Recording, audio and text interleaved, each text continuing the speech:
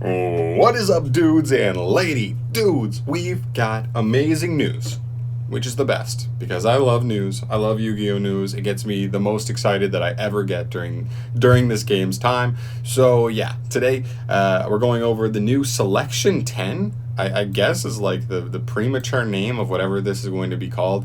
It's a new set, and essentially what it is it's replacing Link Vrain's pack. And if you don't remember what Link Vrain's pack is, over the last 3 years, around Christmas-ish time, somewhere around there, Konami has been releasing a pack release. I guess releasing like 20 Link monsters that support 20 different archetypes, but it's just one for each, and they did that 3 years in a row. So we got 60 Link monsters over the course of that, and this is kind of replacing that in the sense that it's a set just like supporting old archetypes, but we're not in the Link era anymore. So Konami's not doing it just for Link monsters; it's just support. And we'll read exactly what it says here. Yu-Gi-Oh! Official card game Duel Monsters Selection 10, available Saturday, December 5th. 2020, manufactured by Konami. This features 10 card themes.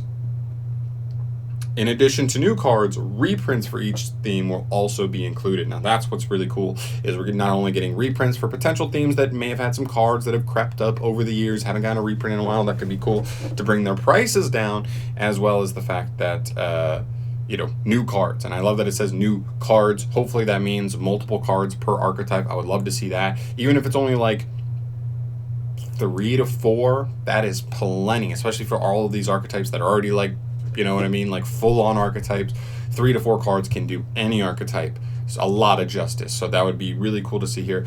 Also, guys, keep in mind this is an OCG product, not a TCG product. So if we don't get the equivalent of this in our version of the game, which we didn't with the Link Vrain stuff, we'll probably see the same thing that happened with Link Vrain's, which is where they just kind of like sprinkled the new cards in here and there into core sets, into side sets, wherever really they felt like it made sense, whether it helped sell a set that otherwise had some a little lack of value or something like that.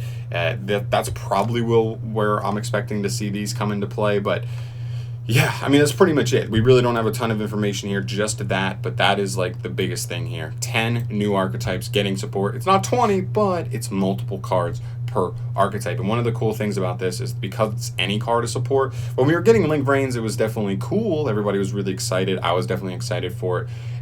But there were certain archetypes that just like were already automatically like eliminated for Link Vrain's because they just like don't make sense to get a Link monster. So any of those archetypes, something like Tellarknights, which to me was like is and has been over the last 3 years one of like the archetypes that I've been like, this is an archetype Konami needs to make support for. This has dope designs. A lot of people love this deck from when it was actually a legitimate meta threat. It has cool play style. Like, it is a little bit repetitive, but some people like that play style, like repeatable, strong plays, insane boss monster, recursion, all that stuff. So that's definitely been one, but it was one of those archetypes that just didn't make sense getting a Link monster. It didn't really work with what the archetype already had. But this, 3 to 4 new like Tellarknight cards, that could be huge. That could be so huge for them in any deck like that. I also expect stuff like, for an example, Gusto to be in here, or Gusto, whatever. I assume it's Gusto, for the reason that Konami did these polls, and when we do these polls, we always see like, oh, there's one winner, oh, there's 2 winners, whatever. But it doesn't mean Konami's not taking note of the other archetypes that do well, that get votes.